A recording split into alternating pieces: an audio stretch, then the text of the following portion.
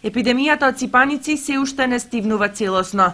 Напротив, деновиве во Виница се евидентирани нови случаи на варичила.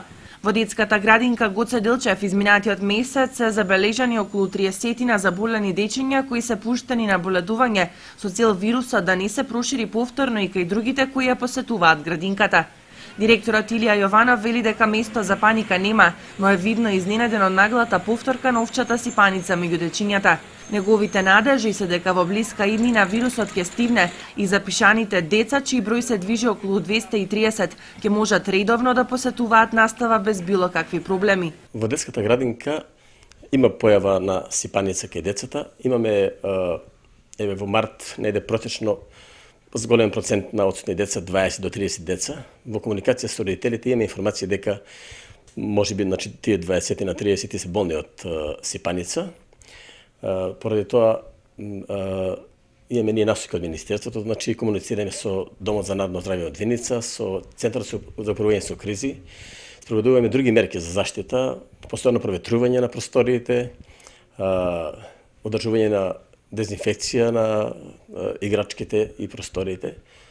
Меѓутоа, имам информација дека поголем број на деца отсуствуваат, иако се здрави, поради тоа што родителите намерно не сакаат да ги донесуваат во градинката да не се заразат овде од сипаница.